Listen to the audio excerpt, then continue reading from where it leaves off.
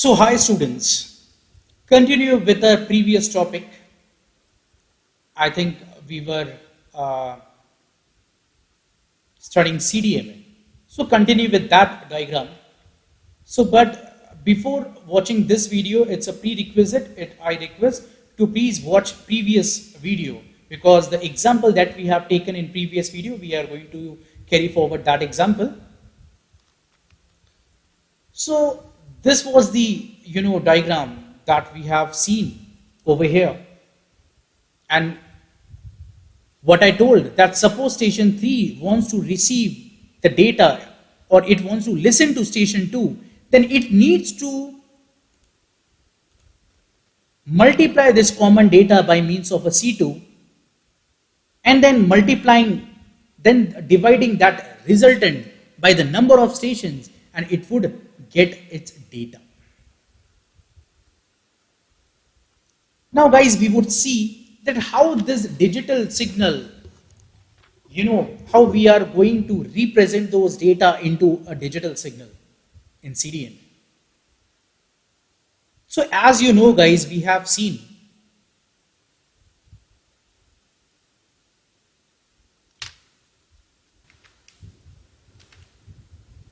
now this is the data that is D1 into C1 from station 1. This is a data that is D2 into C2 from station 2. This is D3 into C3 from station 3. And this is D4 into C4 from station 4. And we know that bit 0 is represented by -1, silent is represented by 0, and bit 1 is represented by +1. So we are going to make a waveform for this one. This is your time axis. Since it is a -1, we are going to plot it on what? Negative axis. So -1, -1, -1, -1. For station 2, it is a -1, +1, -1, +1. Station 3, it is a 0, so we are going to plot it 0, no, silent. And it is a +1, -1, -1, +1, so we are going to plot it as a plus, -1, -1, it is a +1. And then what we have done, we have made the addition of these corresponding elements. That is a -1, -1, it becomes what? -2, -2 plus 0, -2, -2 plus 1, it is what? -1. So it is shown by this black color, it is the resultant, the data on the channel, it is your -1. Similarly, -1 plus 1, it is a 0, 0 plus 0, it is a 0, and then 0 minus 1, it is your -1. Again, the resultant data, it is a -1. Similarly, this is -1, -1, it becomes -2, -2, 0, -2, and -2 minus 1, it is a -3, so that's why it is a -3.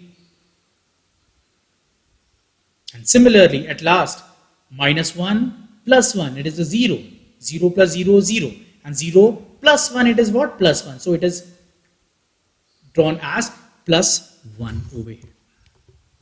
So in this manner, that code, it is represented what? Graphically. Now we have seen the encoding. Now we are going to see the decoding of that composite signal. This is that composite signal.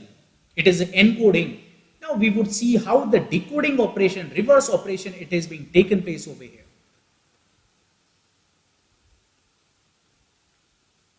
Now, suppose station 3, which is a silent one, it listening to station 2, and this is the code of station 2, that is a chip sequence, +1, -1, +1, -1. So what station 3 it is going to do it? The station 3, it is multiplying this total data by the code for the channel. This is the code. This is the composite data, actual data on the channel, and this is the code of station 2. That is +1, -1, +1, -1. Now they are going to multiplying it by corresponding element by element. So you can see it over here. -1 plus 1, it is -1. -1 minus 1, it is a +1. So it is drawn this one. minus 3 into plus 1, it is your minus 3. So it is minus 3. And similarly, plus 1 into minus 1, it is your minus 1. So this is the inner product of the result. And now this is the final graph of the signal in the analog form. Now if you are going to add this one, guys, if you are going to add it, what you would get? It is what? Minus 4. See, minus 1 plus 1, 0, minus 3, minus 1, it is minus 4. So that resultant is divided.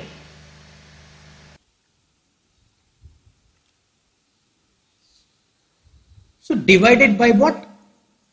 It is number of stations. So you would get what? Minus 1. And as we know, minus 1, it is nothing but your bit 0. So what was the first bit of station 2? It was what? Bit 0. So in this manner, they are going to listen other station also by multiplying that common data with the code of that desired station.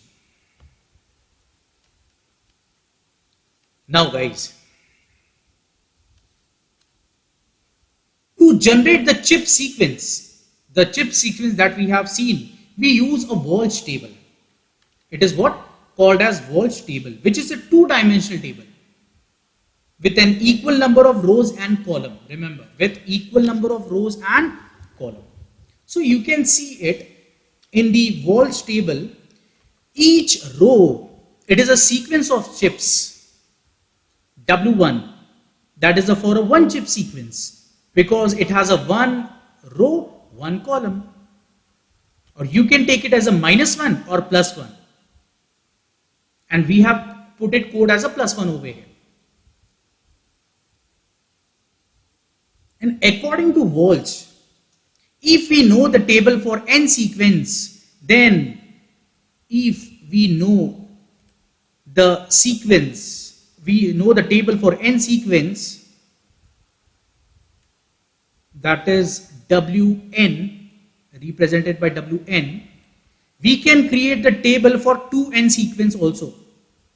That is W of 2n. 2n. So you can see it over here.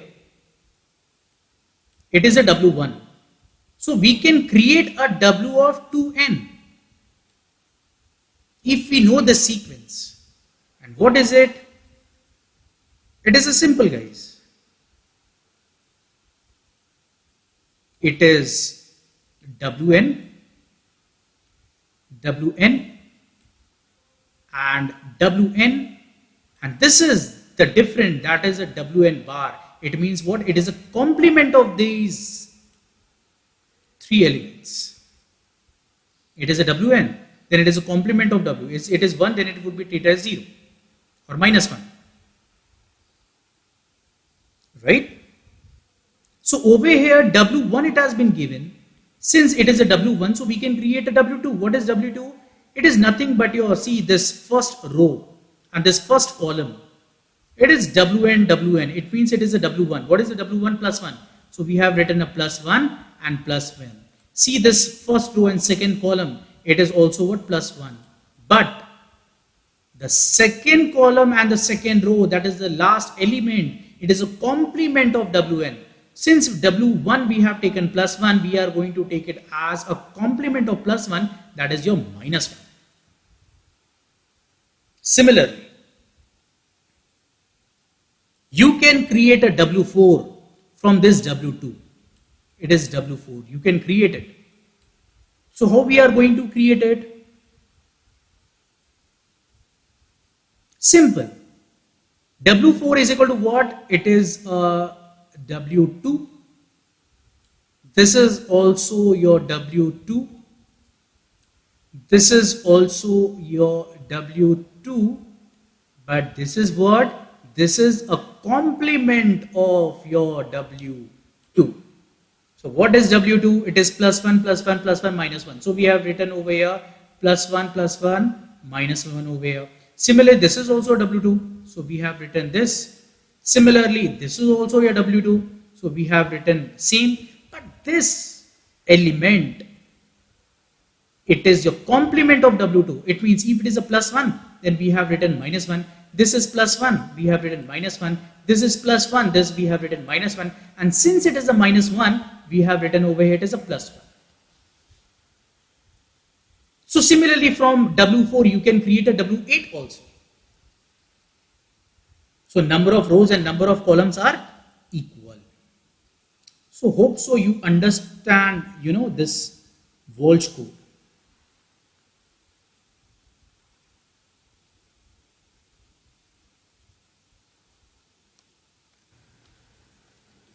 So hope so you understood Walsh table.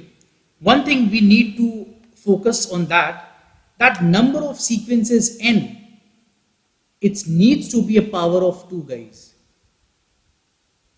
Or in other words, we can say it, the number of sequences in Walsh table needs to be n is equal to 2 raised to m. So please remember this one because we are going to use in solving few problems. Now, have an example. Let's find the chips for a network with 2 stations and 4 stations. Okay. So since 2 stations and 4 stations, then we can use the rows of W2 and W4 as we have shown in previous figure.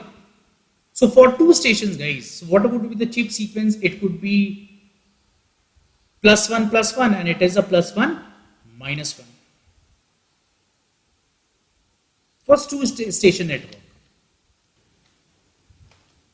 So you can see this figure, that is for 2 stations, W2. 2 chips are there, plus 1, minus 1. So that's why there is a plus 1 and plus 1 and minus 1. This is for what? 2 station network. Now if we would have a 4 station network, then these are the following chip sequences. How you have got it? See this figure, that is W4. Plus 1, plus 1, plus 1, plus 1. So you can see it over here. It is a plus 1, plus 1, plus 1, plus 1. This is the first chip. Second, it is what? Plus 1, minus 1, plus 1, minus 1. So it is your plus 1, minus 1, plus 1, minus 1. Third chip, it is a plus 1, minus 1, minus 1. So it is your plus 1, minus 1, minus 1. And fourth chip, it is what? Plus 1, minus 1, minus 1, plus 1. So it is plus 1, minus 1, minus 1, plus 1. So it is quite simple.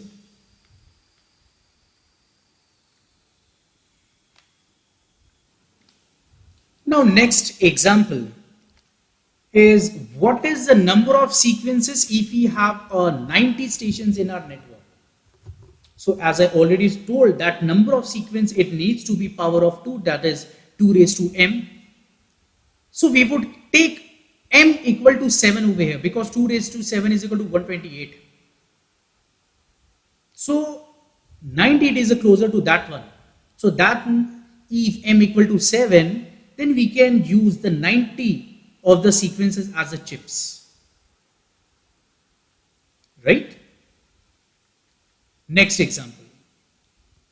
Now prove that the receiving station can get the data sent by a specific sender if it multiplies the entire data on the channel by the sender's chip code and divides it by the number of stations.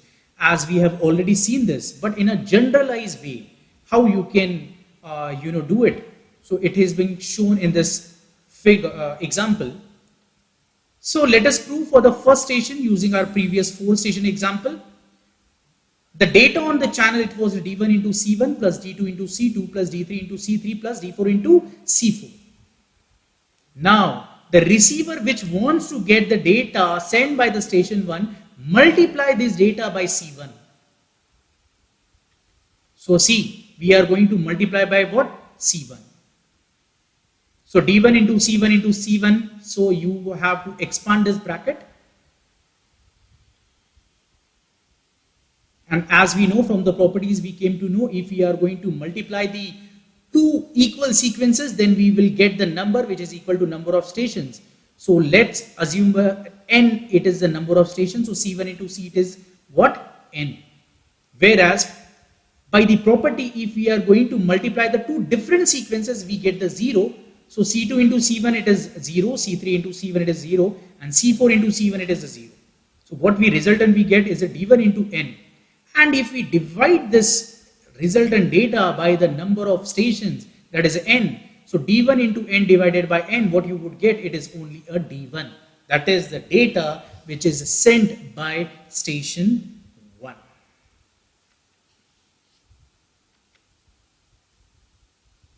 So guys, now we have seen CDMA, code division multiple access, in very much detail with the help of examples, numericals. So you can now find it how CDMA is different from FDMA and TDMA. That it is going to occupy the entire bandwidth and it is going to occupy the time slot entirely, simultaneously. It is going to transmit all codes simultaneously. This is the difference. And by means of Walsh code, how we are going to create the chip sequence, what are the different properties of chip sequence, how coding, encoding and the decoding of the data it is going to take place. These all things we have seen in this example. So this is an assignment. So please take this assignment and submit this assignment onto my email address. Please note it down.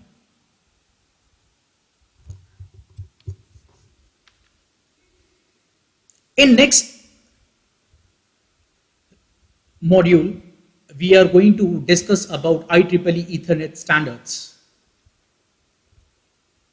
So this is my email address.